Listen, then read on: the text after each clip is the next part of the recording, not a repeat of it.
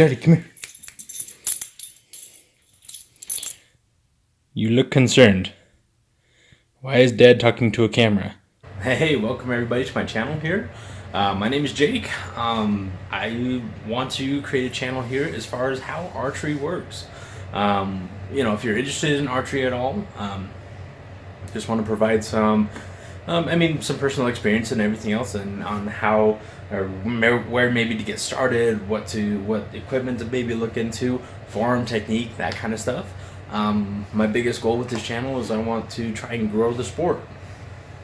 I've been in archery for a very long time. I've worked not only pro shops, but also with manufacturing companies, also as a coach for quite a while.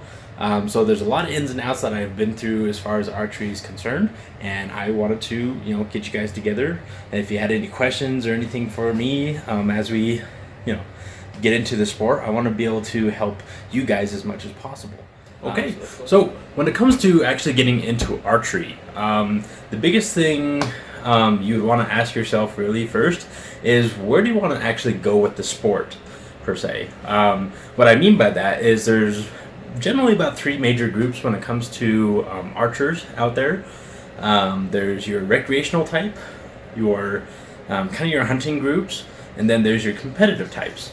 So the first group I want to really dive into is recreational shooting.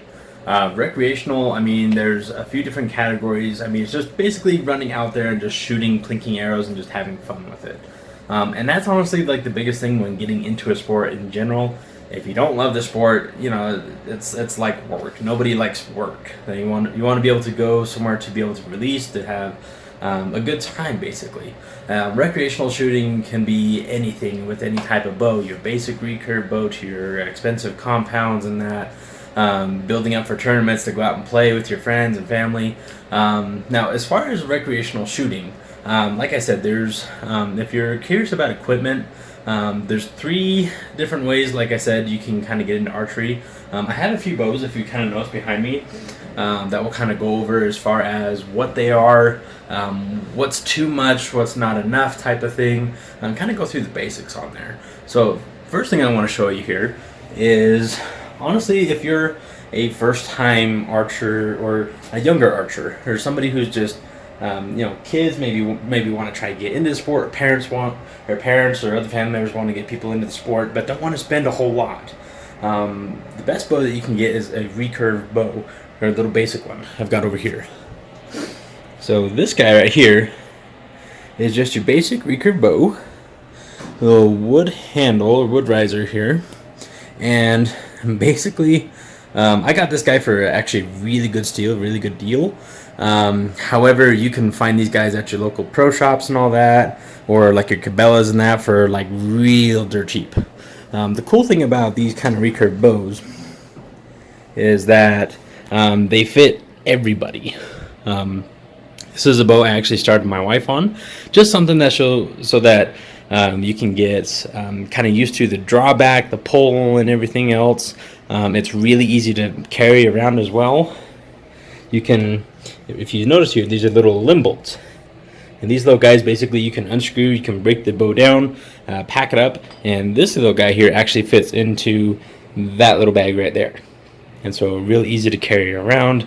You need just a little bit, or just a couple little side pieces, like a little finger tab, just some basic arrows. These are some like cheapy aluminum ones that are, a few bucks a piece sort of thing.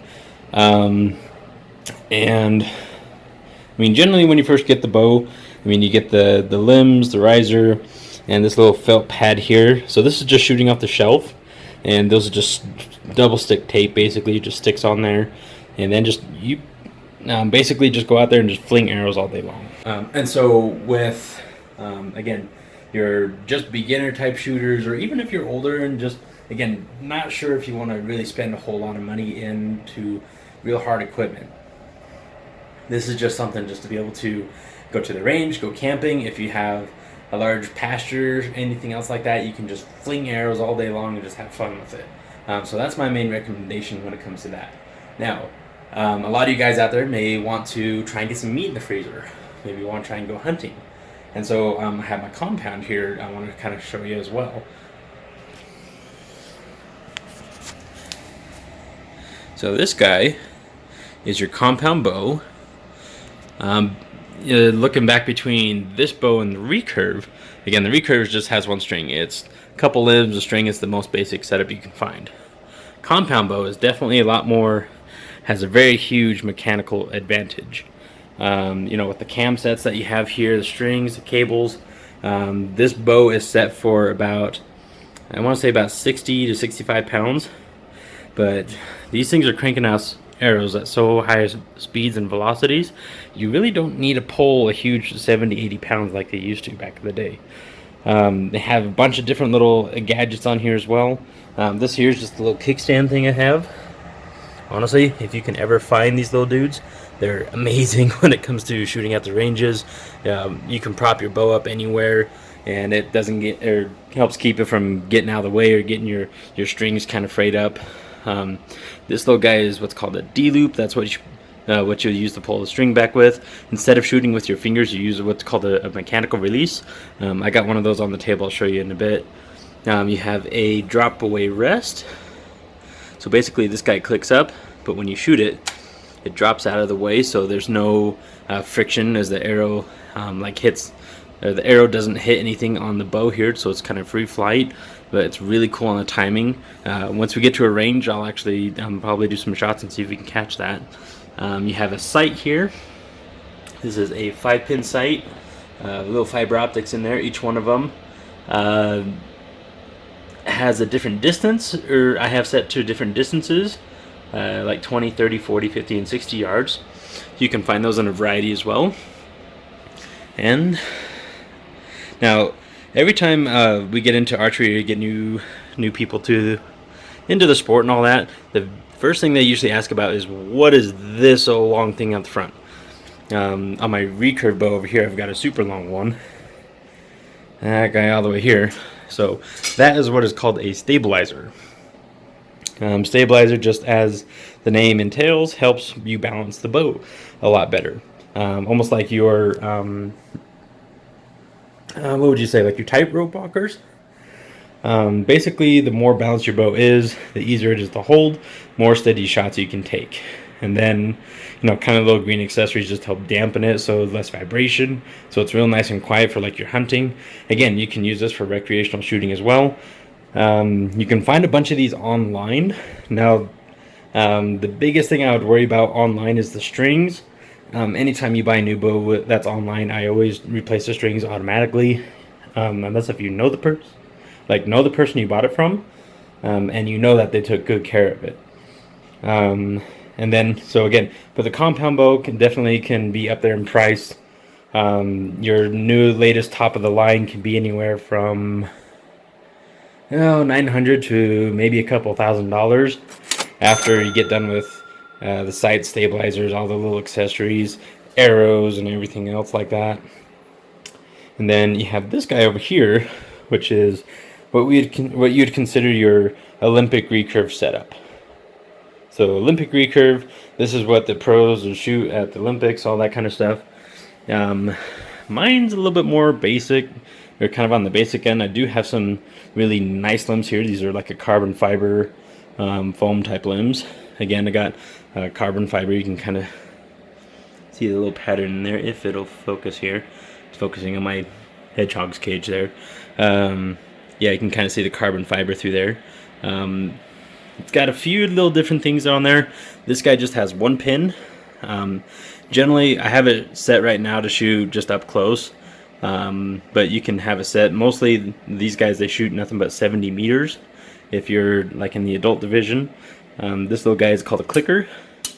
I'll show you how that works once we get to a range and all that. Basically helps my draw length set at the same time, or sets the timing, or helps me recognize the timing right. This little guy is a plunger. Just basically what that does, and bring that over here, that little white guy right there, if this will focus. Okay, so that basically, this little guy right here helps push my arrow so my center shot, or basically so my arrow is kind of pushed out a little bit and not hitting the side here. And again, this is more of your target. You can get a compound bow. I have it, camouflage, but you can also get it in fancy target colors as well. The biggest difference between a hunting rig versus a target rig for compound is really the paint. There are some bows out there that have what's called a shoot-through riser.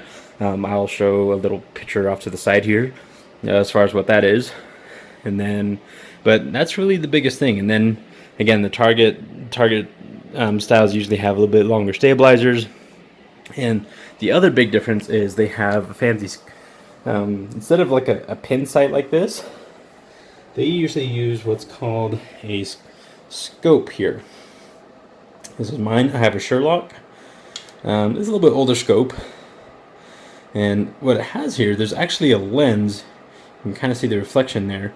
But this actually has a 6-power lens, little magnifier. You can kind of see how it pushes that up a little bit.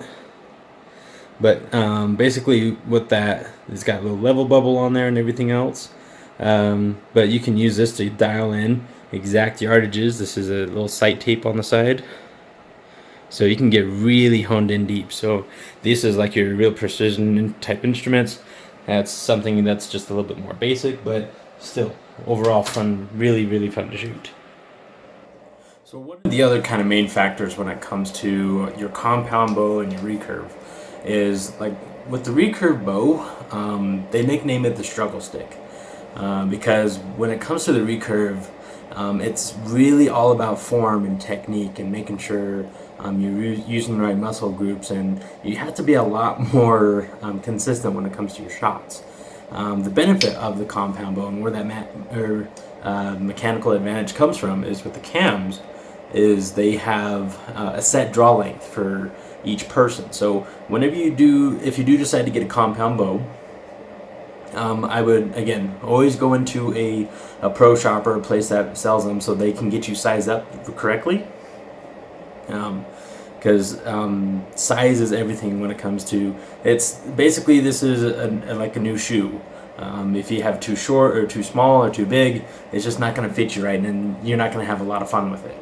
And so with the recurve, like I said, that pretty much is something that can fit everybody, but the compound is a lot more particular in that sense. Now, because the compound is set to a particular draw length every single time, it's more repeatable. And so you can take shot after shot after shot and still be a lot more consistent than with your recurve bow. Now, one thing I was mentioning earlier, when I was giving you a little tour, is this little guy right here, a D-loop. And I mentioned what's called a mechanical release. I have a couple different types here. And personally, if you're just a first time shooting, I should actually get mine out, but there's a wrist strap style release and then there's a handheld. I didn't get my wrist strap. I'll break it out here in a little bit, but I'll show you a handheld here. So this is what you call a button or mechanical release. This is the Just Because by Carter. I really love the feel. It's made out of brass. I love how heavy this thing is. But again, this is just a personal preference, really. So what happens here, so you have this little jaw right here, just right now it's just loose, but what you do is you keep that open, little button in the back, so this locks it, and so now when you push it forward, this doesn't open back up again. And the reason why they call it a button is because this little barrel that you see right here, as soon as you compress it, that little click right there releases that little mechanism in there one more time. So once you get this loaded up on here, that just hooks along on the back of the D-loop. Your arrow will actually sit right here.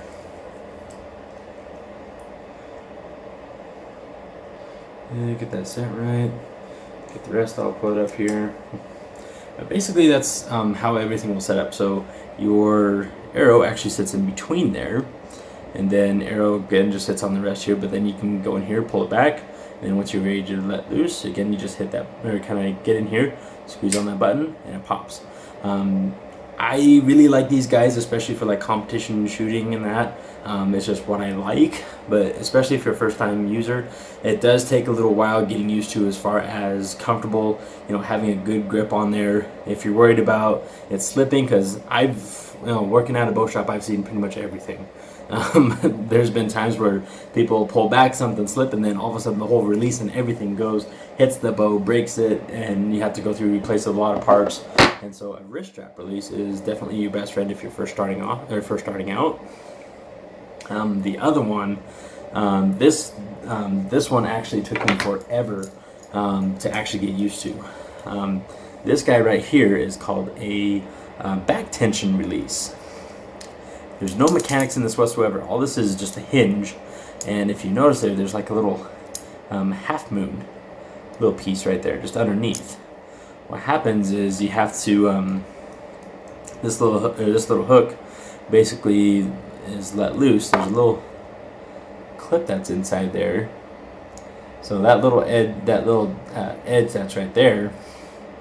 Once you get that set right, it hooks on the back of that little half moon, and then once you hook it on there, basically all you're pulling is with the main 3 fingers here. Now the issue is like the reason why they call it back tension is because when you get pulled back and you get settled in, what you do is you rotate your back and your shoulder so that you hear a little click there. That means it's primed. I have a click set in this one, so I'll see if I can pull that in there so you can hear it again.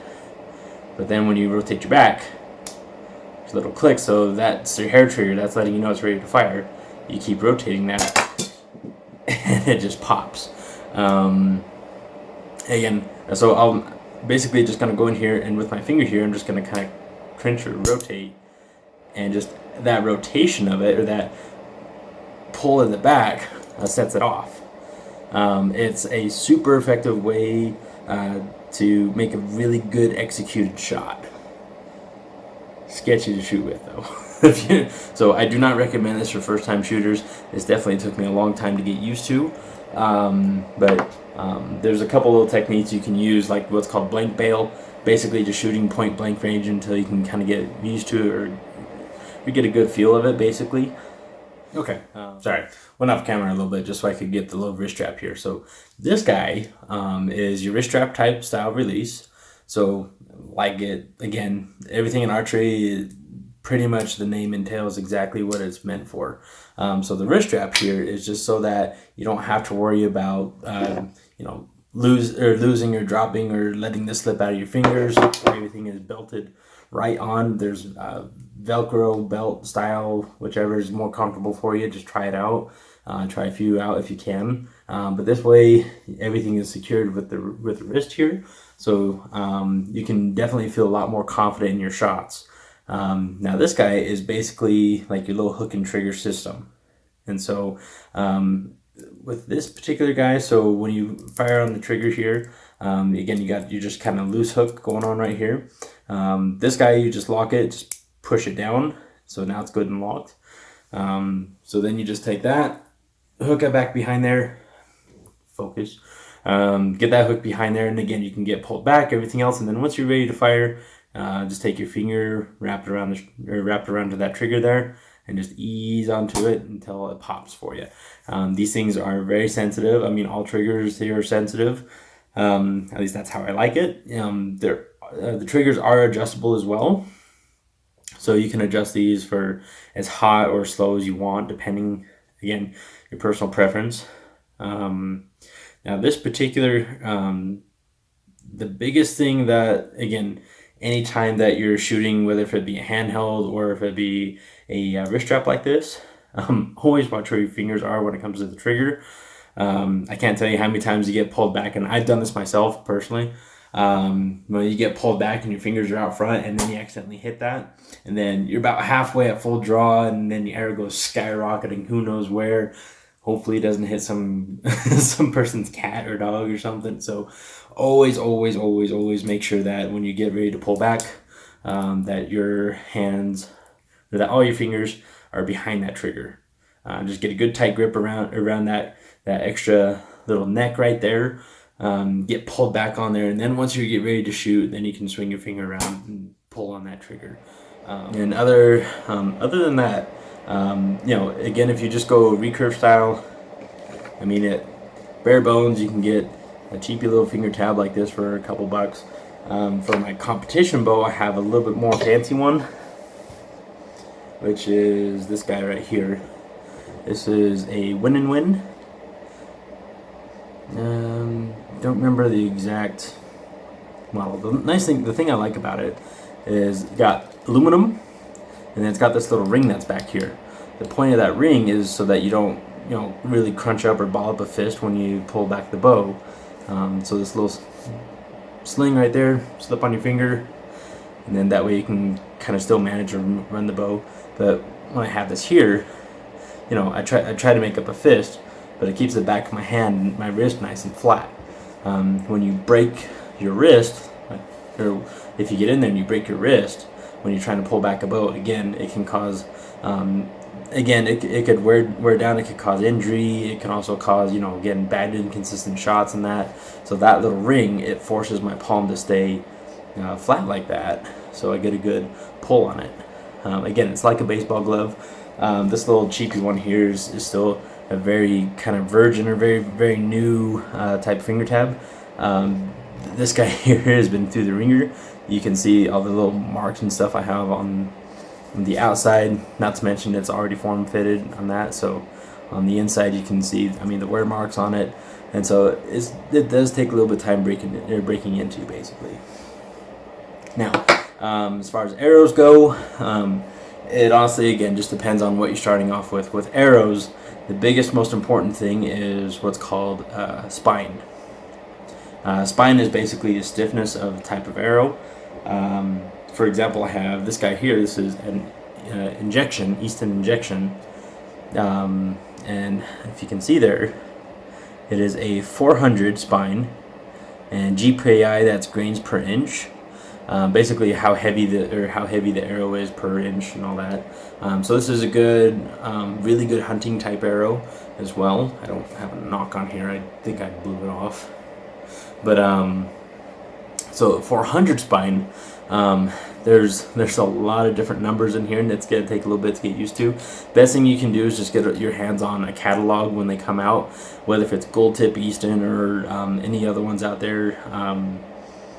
Express as well, has good setup as well, but the spine in this particular sense, 400, that is a general range for like your 60-pound bow, with like a 28-inch draw length, kind of your mid-size type pole in person. If you're, say for example, a little kid or even a little lady, you want to go with a higher number spine basically. So the higher number of spine, the weaker the arrow is. And so in this case, for ladies, a lot of times a 500 arrow works really well. Sometimes a 600 spine arrow works really well. For kids, especially if they're really small, like 8-10 years old, they would probably be more up into the 1,000 spine, or into the 1,000 spine. Again, it just depends on how heavy the bow is. The reason why this is so important is if I threw in like a 800 spine arrow into my 60-pound bow, it's just as good as dry firing the bow. It could blow up. The arrow's just not designed for that heavy of a mass or that heavy of a pull, and the kinetic energy behind it, that's just the strings are smashing it with. So a heavier, stiffer arrow is needed to pair up with that basically. And so with your heavier pound bows, like, if you're 6 foot tall and you're pulling 70 pounds, 340 spine or 300 is within that general range. But if you guys have questions or anything, comment down below. We can, I plan on doing a little segment specifically on arrows, just so we can help kind of answer a lot of those. But kind of went through, and I'm throwing a lot of information at you and all that, so I just wanted this to be a general, what is archery, what are your options and all that. And so if you have any questions, comments, or even if where do you think is the best way where do you think is the best way to start off at? I'd love to see and hear in the comments. I'm always up for a discussion, so let us know. Stay tuned, and again, I want to try and make this something where if I can provide you any possible knowledge, insight, as far as the sport goes, I'm all here for that. So again, stay tuned. Thanks for joining me here.